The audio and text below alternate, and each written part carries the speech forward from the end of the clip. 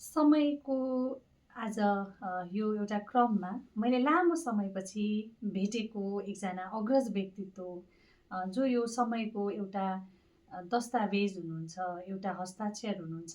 साहित्यमा, जरामा, कलामा, समाजसेवाको पाटोमा अनि आध्यात्मिक क्षेत्रमा पनि उहाँको सक्रियता सबैतिर छ। यो अग्रज व्यक्तित्वसँग आज केही समयको कुरा, केही जीवनको कुरा, केही उहाँको कला र अचेलको दैनिकीको कुरा गर्न जाँदैछु। पुरानो सम्बन्ध, तर आज धेरै पछि उहाँसँग भेट्दा अर्कै आनन्दको महसुस भइरहेको छ। नरेन्द्र बहादुर श्रेष्ठ, यो नाम कलाकारिता, सामाजिक क्षेत्र, आध्यात्मिक क्षेत्र र धेरै अरू क्षेत्रहरूले पनि चिनेको एउटा नाम हो। जरामा कला तपाईँहरूले देखिराख्नु भएको छ। जरामा कला यो आफैमा एकदम अद्वितीय छ, अतुलनीय छ। यसको बारेमा पनि हामी थोरै जोडिएर कुराकानी गर्छौँ नरेन्द्र बहादुर श्रेष्ठसँग आजको यो समय। सर नमस्कार। नमस्ते। नमस्ते। हजुर, धेरै पछि भेट्यौँ हामीले। हो, सही। हजुरको अचेलको दैनिकी चाहिँ कस्तो छ? त्यो बिहान सबैले यो जुन छ नि, हजुर, यस्तो 3-3:30 बजीतिर नै म बिउजिहाल्छु। हजुर सर। जुन चाहिँ तपाईँको आध्यात्मिक समय भन्छ त्यसलाई, ब्रह्ममुहूर्तको समय। हजुर, त्यसलाई सदुपयोग म गर्छु। हजुर, निन्द्रा लाग्दैन। सायद उमेरले पनि नेटो काटेकोले कारण पनि होला। पनि पछि जब बिहान भइसकेपछि आफू सक्रिय हुन्छु, एकछिन चुप लागेर बस्छु, केही न केही गरिरहेको हुन्छु। यसरी बितिरहेको छ। केही न केही गरिराख्नु भएको हुन्छ। अहिले पनि पर्सि शनिबार एउटा 2वटा पुस्तकहरूको विमोचन हुँदैछ। हजुरले नै सम्पादन गर्नुभएको छैन त्यो पुस्तक? एउटा मेरो लेखन छ। हजुर। एउटा मेरो सम्पादन, मेरो बुवाको, मेरो काका जुद्धबहादुर श्रेष्ठ औद्योगिक क्षेत्रका अग्रणी भन्ने को चाहिँ नि धेरै वर्ष उहाँ बित्नु भएको, करिब झन्डै 28 वर्ष भयो। 28 वर्ष अगाडि मलाई जिम्मा लगाएको कुरा, त्यो जिम्मालाई मैले अब पूर्णता दिने कोसिस चाहिँ गरेँ अब आउँदो शनिबार। त्यस्तै मेरो बुवा पनि 2004 सालमा बित्नु भयो। मलाई थाहा थिएन, के थाहा थिएन भने मेरो बुवाले पनि देख्नुहुन्छ भन्ने कुरा। र बुवाको स्वर्गीय 4 सालमा भइसकेपछि 3 महिनापछि म जन्मेको र आमाको भ्रूणमा 7 महिना बसेपछि निस्केको मान्छे, त्यस कारण बुवा मलाई थाहा छैन। भनेपछि उहाँले शारदामा 1993 देखि लिएर 4वटा निबन्ध लेख्नु भएको रहेछ, कथा पनि लेख्नु भएको रहेछ बुवाले। त्यस्तै बनासबाट निक्लिने के अरे यो पत्रिका तपाईँको, त्यसमा पनि बुवाले चाहिँ मतलब गर्नुभएको रहेछ। मैले थाहा थिएन मलाई। अनि अब मेरो आमा पनि बित्नु भएको आज 19 वर्ष भयो। आमाको ट्रङ्कभित्र लुकिरहेको चिज, त्यो खजाना मैले भेटिसकेपछि मेरो बुवाको करिब 9-10वटा लेखलाई होइन, जुन पूर्णबहादुर श्रेष्ठ व्यक्तित्व भनेर उहाँले चाहिँ लेख्नु हुँदो रहेछ, उहाँको साहित्यिक नाम, त्यसैको म विमोचन गर्दैछु। अब आमाको कुरा आइहाल्यो। यति बेलाको समाजमा आमाको भूमिका, आमाले निभाउनु पर्ने पारिवारिक सामाजिक जिम्मेवारी, आमाको आफ्नो अस्तित्वको कुराहरू कसरी सम्झिनुहुन्छ आमालाई? हजुरले आफ्नो आमालाई? मेरो आमालाई सम्झनु धेरै चिजमा। आज आमाको औँला समातिकन म आज यत्रो उमेरसम्म म आएँ। आमाको संस्कारमै म हुर्किएको जस्तो लाग्छ, किन बाउ मैले चिनिनँ। र आज म नरेन्द्र बहादुर बन्नुमा मेरो आमाको ठुलो देन छ। र मेरो आमाले पनि कविता लेख्नु हुँदो रहेछ है। अहिले त्यो पुस्तकमा मेरो आमाको पनि 2टा कविता लेखेको मतलब राखेको छु मैले। भनेपछि त्यस कारणले अब कुनै पुरुषको चाहिँ मलाई चाहिँ छाया भन्दा पनि आमाको छायाले नि आज म नरेन्द्र बहादुर भने। कसरी, कहिले थाहा पाउनु भयो आमाले पनि कविता लेख्नु हुँदो रहेछ भन्ने कुरा? जस्तो आमाले चाहिँ धेरै पुस्तकहरू पढ्नुहुन्थ्यो मेरो आमा। र कुनै पनि जब म साहित्यतिर लागेँ, धेरै सालमा म साहित्यतिर अलिक त गरेर लागेको भनेको 45-46 सालतिरदेखि नै लागेको। अलिअलि लेख्थेँ म होइन, लेख्थेँ। आफ्ना मनका उद्वेगहरूलाई म प्रस्तुत गर्थेँ। अनि आमाले त्यो भजन पनि गाउनुहुन्थ्यो र अनि कविताहरू बार बार सुन्नु, कोही पनि आयो भने त्यो कविता आमाले सुनाउनुहुन्थ्यो। पछि त्यो त्यो त्यो त्यो जुन चाहिँ उहाँले लेखेको कविता मलाई पनि कण्ठै जस्तो छ अहिले पनि, होइन? सुन्दा सुन्दा सुन्दा सुन्दा पनि पछि मेरो बुवा एउटा आमाले एउटा लेख्नु भएको थियो, मेरो बुवाको मृत्यु पश्चात आषाढमा मेरो बुवाको मृत्यु भयो। उहाँले भदौतिर एउटा कविता 2004 साल भदौमा लेख्नुभयो। पूर्ण त आउँदैन होला, फेरि पनि बोल्नु अलिअलि। अब उहाँको मनको उद्वेगहरू त्यसमा मैले पाएँ र धेरैलाई उहाँले सुनाउनु, धेरै साहित्यकारलाई पनि सुनाउनुहुन्थ्यो उहाँले। विवाह पुतलीको म गर्दथेँ, दिनौँ रमिता मस गर्दथेँ, भयो बिहा मेरो म भएँ खुसी, ठाने म भने सौभाग्यवती। आमाको थिए नेत्र तारा, आर्यपुत्रको अति प्रिय द्वारा, आफ्नै थिए परिवार सारा, नीति नै थियो मेरो सहारा। सासू भन्थिन् त छोरी भया, राम्ररी घर सब हेरी बसे, घर गहना लुगा तेरो सबै, मन फुल्दैन बुहारी नभए। तरहा असमर्थ सूर्य अस्त भो, तरहा असमर्थ सूर्य अस्त भो, संसार मेरो सब नष्ट हो, स्नेही नभई घर बिरान भो, परिवार सारा पराएको। न छोरी न कोही कसैको, आँखाको कसिङ्ग सबैको, तरहा असमर्थ सूर्य अस्त भो, संसार मेरो सब नष्ट हो भन्ने यस्तै किसिमको आमाले कविता सुनाउनुहुन्थ्यो। त्यति बेला पनि हामी स्कुलमा पढ्दाखेरि छन्दमै हामीले पढाइ हुन्थ्यो हामीलाई, कालमैमादेखि लिइकन मुनामदनदेखि लिइकन, होइन? भनेपछि आफू पनि त्यो कण्ठस्थ गर्ने, त्यति बेला त तपाईँको पढ्ने तपाईँको चुपचाप पढ्ने होइन कि, हामी घोकेर पढ्दाखेरि पनि आमाले भन्नुभएको कुरा धेरै पटक भनेको कारणले गर्दाखेरि मलाई अहिले पनि त्यो जसको याद छ। कवितासँगै त्यो संस्कारको कुरा हुन्छ नि, संस्कार भन्ने कुरा चाहिँ के रहेछ? एउटा त आमाले कविताको संस्कार दिनुभयो यहाँलाई, अरू के रहेछ यो संस्कार भन्नाले एउटा मानवीय संवेदना आउँदो रहेछ। एक दिनको कुरा हो, सायद म 9 वर्षको उमेरको थियो होला, मलाई त्यो एउटा झलक अहिले पनि मेरो आँखाको सामने त्यो देखा पर्छ। र म त्यो काठमाडौँको क्षेत्रपाटी स्थितमा हाम्रो घर थियो। अनि बिहान सबेरी चाहिँ आमा चाहिँ सभा भगवतीको दर्शनलाई जानुहुन्थ्यो। जाडोको महिना थियो, साथ पुस माघकै जाडो जस्तो लाग्छ। तना भएको लुगा लाउँथ्यो धेरैले, होइन? अनि चाहिँ तपाईँको डम्बर कुमारीको पछ्यौरा ओढ्नुहुन्थ्यो।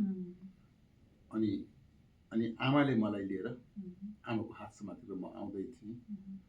त्यो जुन किसिमको त्यो शोभा भगवती पुग्नु अगाडि त्यहाँ कङ्केश्वरीको एउटा देवता छ कि, त्यहाँ चाहिँ एकजना बुढिया आमाले चाहिँ माग्दै थियो हिउँमा बसेर। तर थरथर थरथर कामिरहेको आमाले देख्नु भएछ, मैले त देखिनँ। भइसकेपछि आमा टक्क रोकिसकेपछि अनि आमाले यसो के चलाउनु भयो, होइन? भनेपछि त्यो तना भएको त्यो छ नि चोलो खोल्नु भएछ, पछ्यौरा त थियो नि त। अनि त्यो तना भएको चाहिँ नै त्यो त्यो त्यो बुढिया माग्नेलाई है त्यो लगाइदिनु भयो। तर मलाई लाग्छ त्यो वस्त्र अरू वस्त्र छ जस्तो मलाई लाग्दैन, तर पछ्यौरा थियो नि। अनि त्यो लगाइदिइसकेपछि आमा घरतिर फर्कनु भयो। आमा जाने होइन होइन भनेर घरतिर भनेपछि मेरो आमाको हृदय कस्तो रहेछ भन्ने कुरा यो मेरो छ नि, त्यो 8-9 वर्षको उमेरको त्यो मेरो आँखामा अहिले पनि चलचित्र झै देखा पर्छ, बार बार देखा पर्छ। त्यस्तो हुनुहुन्छ मेरो आमा। फेरि मेरो आमा के छ भने दुःख परेको मान्छेहरूको लागि सेवा गर्न जाने, तर त्यो व्यक्ति धनी भयो भने फेरि नजाने, त्यो किसिमको स्वभाव हो मेरो आमा हुनुहुन्थ्यो। भनेपछि त्यही संस्कारलाई मैले सिकेको हो कि। यहाँलाई थाहा पाएपछि चाहिँ मैले यो गर्नुपर्छ भन्ने आफूलाई लागेर यहाँ त्यो बाटोमा जोडिएको चाहिँ कहिलेबाट हो, त्यस्तो याद छ यहाँलाई? कस्तो किसिमको सामाजिक पाटोकै कुरामा जोडिएको? अहिले त यहाँ सामाजिक पाटो भन्ने कुरा यस्तो हो, टोलमा त अब हामीहरू के छ भन्छ नि, अब केटाकेटी त खेल्ने त स्वाभाविक भयो।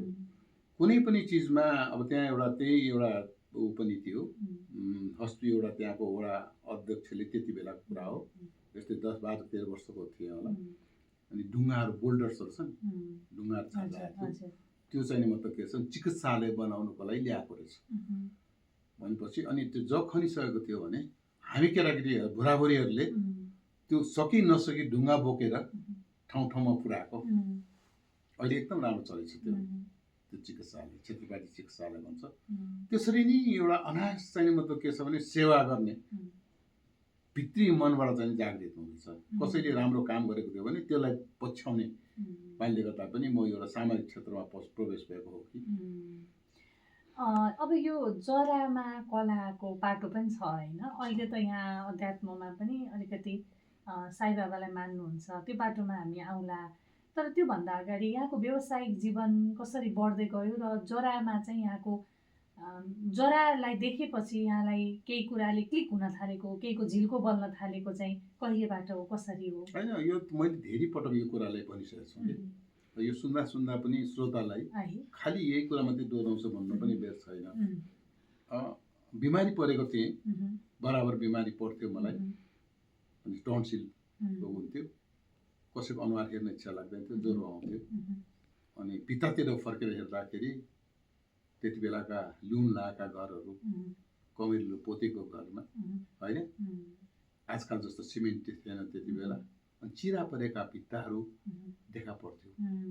अनि दिनभरि सुतेर बसेको मान्छेले त्यो भित्तातिर हेर्दाखेरि अनेक किसिमका आकृतिहरू देखा पर्थ्यो, चिरा परेका भित्ता। त्यस कहिले मान्छे देख्थे, कहिले के देख्थे, कहिले के देख्थे भनेपछि चिरा परेका भित्ता हेरेर जुन कल्पनाशीलताले नि म कवि बने कि म कलाकार बने जस्तो लाग्छ। यो सामग्रीहरू चाहिँ खोज्नको लागि यहाँले अहिले हालसालै पनि यो गरिराख्नु भएको छ कि यी सबै पहिलाका हुन् कि कस्तो छ अहिले चाहिँ? होइन, मैले त के छ अहिले पनि गरिरहेको छु मैले, किनभने जरामा अर्थ खोज्छु मैले। त्यो जरा भन्ने कुरा त के छ भने जमिनभित्र बस्छ, त्यसले आफ्नो जरा कति बेला मतलब फिजिन्छ भन्ने कुरा कसैलाई पनि थाहा भएको हुँदैन। ऊ आफू आफ्नै सङ्घर्ष गरिरहेको हुन्छ जराले पनि। जब टुसा निक्लिन्छ नि, टुसाबाट आउँदै आउँदै आउँदै त्यसले चाहिँ मतलब के छ भने आफ्नो हाँगाहरू फैलाउँदै फैलाउँदै फैलाउँदै जब त्यसमा चाहिँ फलफुल हो भने फल दिन्छ चराचुरुङ्गीको लागि चाहिँ मतलब चाहिँ उहाँले चाहिँ दिएको हो। र कतिपय चाहिँ त्यो पात, हरियो पातले चाहिँ के छ भने अक्सिजन दिन्छ भनेपछि त्यो रुखको महत्त्व भन्ने कुरा मैले भनिराख्नु पर्दैन होइन। त्यो विज्ञहरूले त यसलाई सबै पनि थाहा छ, अनुभूति त लिनेछ। तर त्यो भित्रभित्रै जरा जरा बोइकन उसले आफ्नो ठाउँ खोजिरहेको हुन्छ नि। जब त्यो चाहिँ मतलब के छ भने बाढी आउँछ होइन, त्यो जुन किसिमको चाहिँ तपाईँको बाढीले, त्यो थपेडाले बग्दा बग्दा बग्दा बग्दा यता ठुलो ढुङ्गा पनि कडमा होइन चाहिँ भएको जस्तै। अनि जब चाहिँ बाढीको कम हुन्छ, एक छेउमा असरल भएको अवस्थामा मेरो आँखा पुग्यो, त्यसमा केही देखेँ, केही खोज्न लागेँ, अनायास जरामा अर्थ खोज्न लागेँ। आज एउटा इन्ट्रेस्टिङ कुरा थाहा पाएँ, यहाँले यो कहिले पनि बिक्री गर्नु भएन, यो आफूले बनाएको कलाहरू होइन? धेरै आयो है म लिन्छु भन्ने त यो देखेपछि? आए, हजुर। किनभने यो मैले जरामा चाहिँ के छ भने जब खोज्न लागेँ र त्यो जरा एकै दिनमा बन्ने होइन होइन, जराले उल्टाइ पुल्टाइ हेर्छ। जरा भनेको त प्रकृतिको आफ्नै देन हो नि होइन। अनि त्यहाँ केही कृतिहरू आकृतिहरू देखा पर्थ्यो। 2-4 दिनमा मैले एउटा आकृति भेट्थेँ, फेरि त्यसलाई घोप्टाउँछु, त्यसमा अर्कै देख्थेँ, फेरि पल्टाउँछु अर्कै देख्छ भनेपछि त्यो समग्र चिजमा के बोलिरहेछ, जराले के भनेको छ भने उहाँ र मेरो साउथी चल्छ कि भनेपछि अनि पार्टनरसिपको कुरा आउँछ। ए म यहाँ छु, तिम्रो आँखा तिम्रो दृष्टिले देख्यो कि देखेन, मैले देखेँ। अनि उहाँसँग सम्बन्धित अरू के चिज छ त, त्यो पात्रसँगको सम्बन्धित के चिज छ त, त्यसलाई खोज्न थाल्छु म। अनि उहाँले अनायास चाहिँ मतलब के छ भने त्यो पनि आउँछ। अनि मेरो श्रीमतीलाई बोले ए हेर त मैले यो कृति यसरी मैले बनाइरहेको छु, हेर हेर यो पनि देख्यो। अनि अर्को देखिन्छ, ए हेर हेर भन्दा उहाँले एउटा जीवन्त दिन्छ भनेपछि प्रकृति र मेरो बिचको पार्टनरसिपको कामले गर्दाखेरि उहाँ चाहिँ एउटा मूर्तिको रूपमा आउनुहुन्छ भने म चाहिँ एउटा स्रष्टाको रूपमा हामी दुईजनाको चाहिँ पार्टनरसिपको काम गर्छ भनेपछि अब मेरो निमित्त बनाएको किनभने मैले कुनै गुरुसँग सिकेको छैन, कुनै कलेजमा स्पेसम सिकेको छैन र अनायास उहाँले मलाई चाहिँ साउती गरिकन मैले बनाएको चिज त्यो मेरो लागि हो नि त। मैले अरूलाई बेच्यो भने त मैले यत्रो वर्षसँग उहाँसँग यत्रो महिनादेखि चाहिँ उहाँसँग साउती गरेको चिजलाई अर्को घरमा राख्नुभन्दा मेरै घरमा आउनुपर्छ। त्यो एउटा कनेक्सन होइन, सम्बन्ध बनाइसकेपछि पनि यी कलाहरूसँग यहाँले संवाद गर्नुहुन्छ? संवाद गर्छु त, गर्नुहुन्छ। म त तपाईँको के छ भने नि अहिले धेरैजना अब तपाईँलाई के छ भने मेरो पहिलो बनाएकोबाट नि आजसम्म तपाईँको रुखको जरामा मेडिटेसन गरेको थाहा छ तपाईँलाई? सुन्नुभएको छ?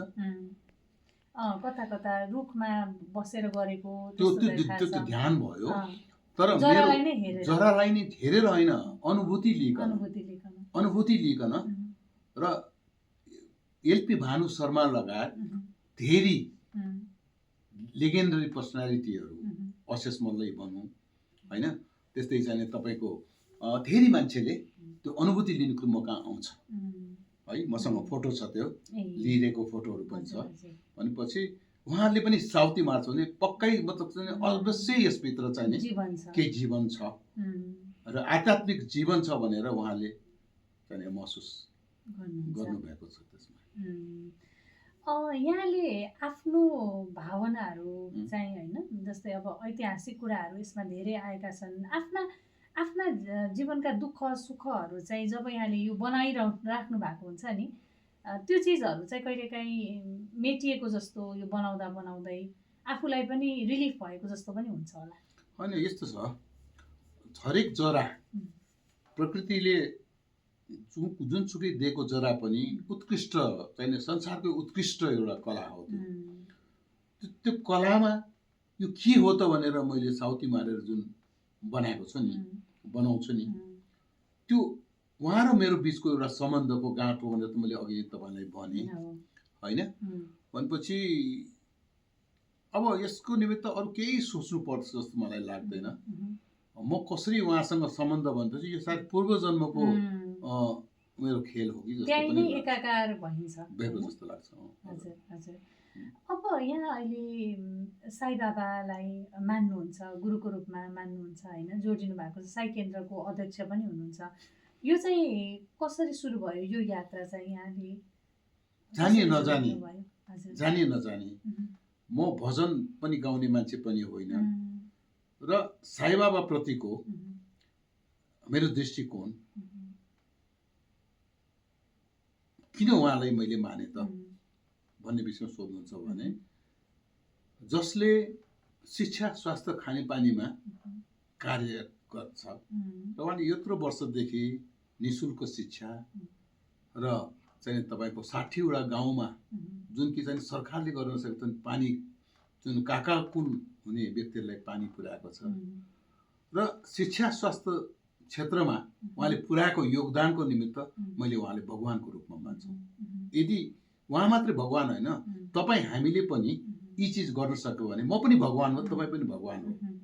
त्यस कारणले पर्टिकुलर उहाँ मात्रै भगवान हो कि यो सबै मानव मूल्यको आधारमा मानव सेवा नि माधव सेवा भन्ने उहाँको जुन किसिमको तपाईँको बाणी छ, त्यसको निमित्त म आकर्षित भएर उहाँको चाहिँ पछि लागेको हुँ है।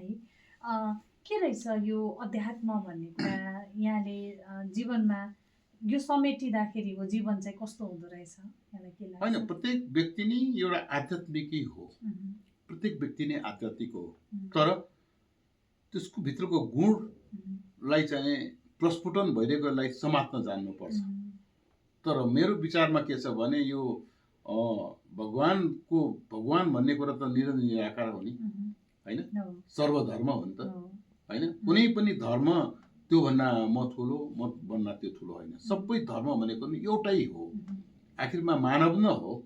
मानवीय जीवन मूल्यमा एउटा जुन किसिमको उहाँलाई सम्झँदाखेरि मलाई आत्मसन्तुष्टि पाउँछ भने त्यही नै एउटा आध्यात्मिक हो। धेरै अग्रज कविहरूसँग यहाँको त प्रत्यक्ष सङ्गत भयो, उहाँहरू कतिजना अहिले शरीरमा हुनुहुन्न होइन। त्यो कवि कलाकार ऊ चाहिँ अध्यात्मसँग अझ बढी नजिक हुन्छ जस्तो यहाँलाई लाग्छ? होइन, यो त्यस्तो नि, अब यो भनेको कवि भनेर तपाईँले भन्नुभयो, कविता भन्ने कुरा मानवीय अनुभूति हो, आफ्ना मनमा उठेका ज्वार भाटालाई शान्त गर्ने एउटा माध्यम पनि हो। र मलाई भएको घटना मात्र मैले प्रस्तुत गर्ने होइन, मैले जीवनमा कसैको जीवनमा घटेका घटनाहरू देखेँ। एउटा संवेदनशील भएपछि उसले बोल्न सक्दैन, उसले बोल्न नसक्ने कुरालाई उसको माध्यमबाट मैले प्रस्तुत मात्र गरेको। जो भन्छु प्रत्येक मानवीय कवि हो। कसरी भनेर भन्नुहुन्छ भने जन्मदै आमाको पेटबाट जब बाहिर निकल्छ नि, यो धरतीमा पदार्पण गर्छ नि, उहाँ नरोएसम्म मान्छेलाई पीर हुन्छ। जब चिच्याउनु हुन्छ नि, तर हामी बुझ्दैनौँ, भने चिच्याउँछ नि त्यो बालक अथवा बालिकाले चिच्याउँछ नि, त्यो उहाँले कविता बोलेको। यस अर्थमा म भन्दैछु भने हामी यिनी कस्तो छ भने बादल हिँडिरहेछ, बादलमा केही देख्ने बित्तिकै आहा कस्तो राम्रो बादल भनेर भन्ने बित्तिकै हत्तर पत्तर कलम या कापीमा चट्ट टिप्यो भने त्यो कविता भयो। आहा कस्तो भन्यो भने त्यति भनेर के पनि लेखेन भने चियाको बाफ जस्तै उडेर जान्छ। भनेपछि त प्रत्येक व्यक्ति नै कवि हो नि त। त्यस कारणले कवि हुनको लागि केही चिज चाहिँ मतलब उसको चाहिँ टङ्कन गर्नुपर्छ भन्ने चाहिँ मलाई लाग्छ। संवेदना आउनु पर्यो। अनि त्यो संवेदनालाई काहीँ न काहीँ हामी सबैले व्यक्त गरिरहेकै हुन्छौँ भन्ने चाहिँ लाग्छ यहाँलाई। अब यहाँ अहिले जीवनको यो समयमा आइपुग्दै गर्दा जीवनलाई यसो फर्केर हेर्दा चाहिँ कस्तो लाग्छ यहाँलाई? के गरेँ जस्तो लाग्छ अथवा के गर्न पाए हुन्थ्यो त्यस्तो केही छ यहाँलाई? के लाग्छ? त्यस्तो केही छैन होइन। मेरो आफ्नो जीवनमा मैले धेरै सङ्घर्ष गरेँ र मैले एउटा सुनेको थिएँ 52 लाख 53 कुसा नखासम्म मान्छे हुँदैन अरे। त्यसकारण जीवनमा सुखै सुख पायो भने पनि उसको सुख होइन, दुःखै दुःख पायो पनि होइन। पछि जीवनको दरमियानमा 52 लाख 53 कुसा खाइसकेपछि मात्रै असली मान्छे हुन्छ अरे। भनेपछि मैले पनि 52 लाख 53 कुसा खाइसकेँ र यो बिचमा मैले कति भोगेँ, कति दुःख सहेँ होइन, कति सङ्घर्ष गरेँ भन्ने कुरा त्यो मलाई थाहा छ। तर यो भयो भनेर मेरो दुःख मनाएको केही छैन, मेरो जीवन आनन्दले बितेको भन्ने चाहिँ मलाई चाहिँ त्यो सन्तुष्टि चाहिँ अहिले सन्तुष्टि छु म। मलाई कुनै किसिमको यो गर्न पाएन, उस्तो गर्न पाएन भन्ने किसिमको कुनै किसिमको पनि पश्चाताप छैन। हजुर, त्यो सङ्घर्ष चाहिँ बढी कुन पाटोबाट गरे जस्तो लाग्छ यहाँलाई? मैले अलिकति त्यो पार्टमा पनि कुरा गर्न चाहेँ।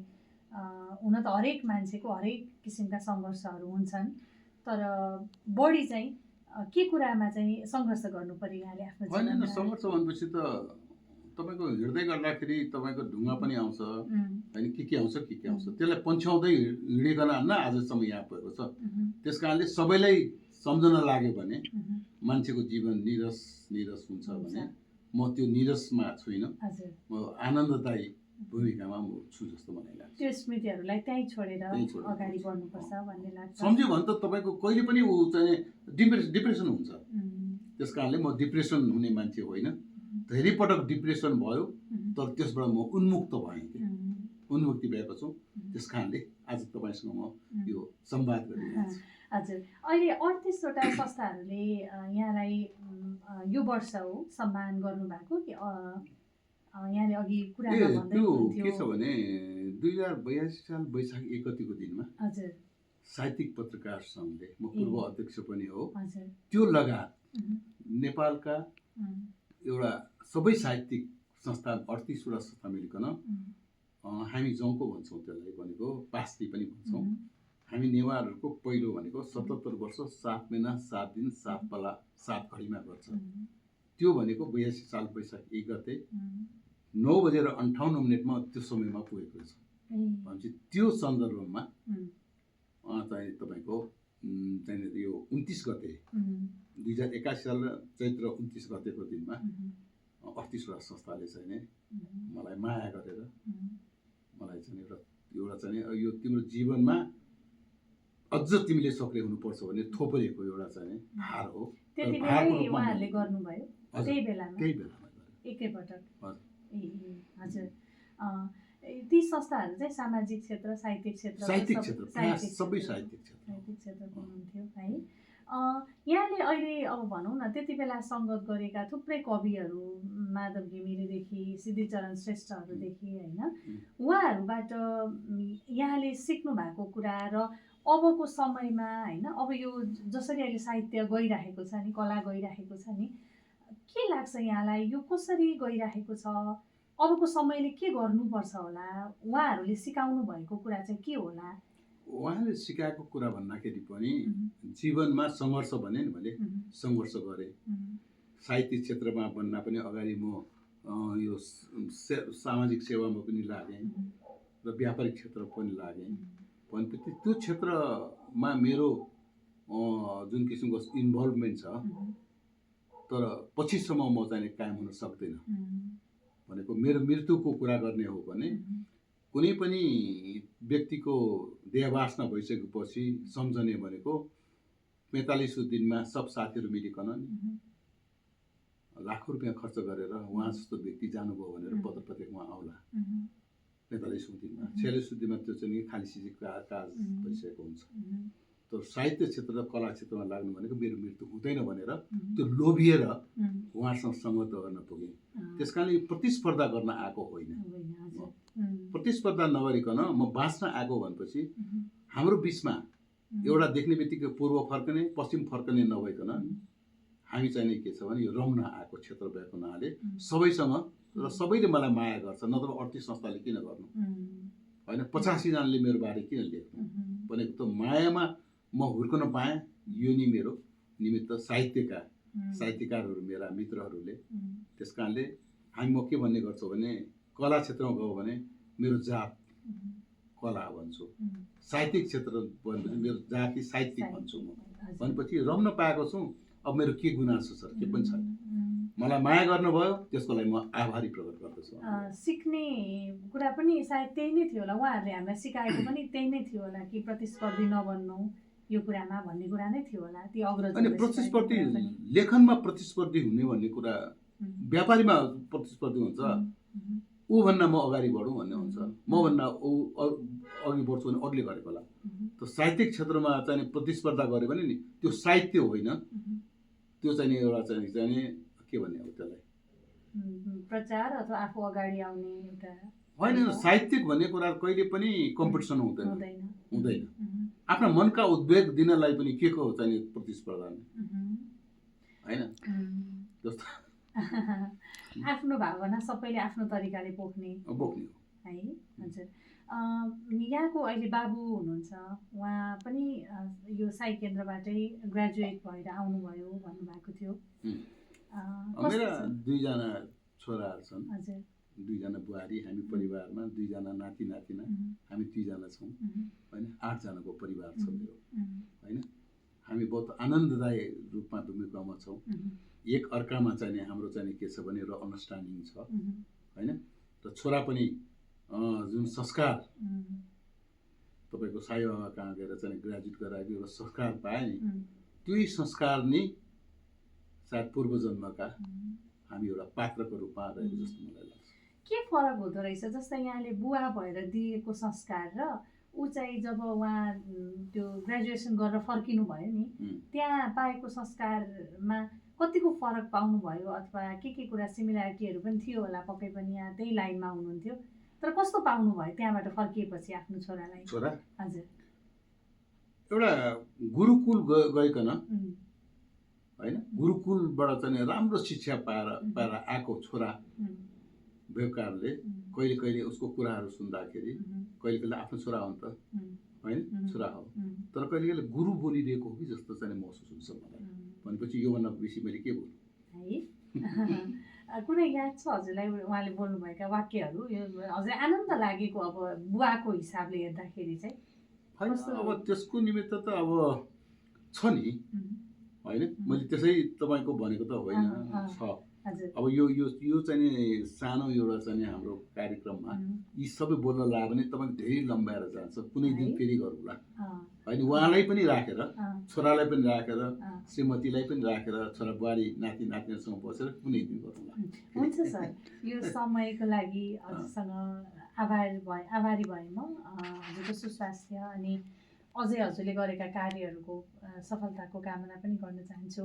धेरै खुसी लाग्यो, अलि लामो समयपछि भेट्यौँ र हामी। आसमा हजुर जुन किसिमको यो क्षेत्रमा साहित्य, सामाजिक सेवा हजुर र यो बाल विकासको लागि बाल बालिकाको लागि जुन गरिरहेको छ, म पनि आफूलाई बहुत गर्वको रूपमा लिन्छु हजुर होइन। हजुर त्यस कारणले रगतको नाता मात्र नाता हुँदैन रहेछ एकदमै एकदमै है। हजुर त्यस कारणले एउटा हामी बिचको एउटा मानवीय अनुभूति रहेको कारणले नि सायद आज म कहाँ आयो एकदम होइन हामी भनेपछि जोडिएका थियौँ जोडिएका पुरानो थियौँ, समयदेखि नै होइन। एउटा त्यस कार्यक्रममा कारणले भेट अब भएपछि। मैले कति धन्यवाद दिउँ भनेपछि मसँग शब्द नै छैन धन्यवादको। हजुर हुन्छ, नमस्कार सर। ल, हस्, थ्याङ्क यू।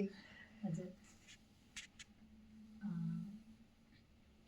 हुन्छ, राख्नु भएको छ।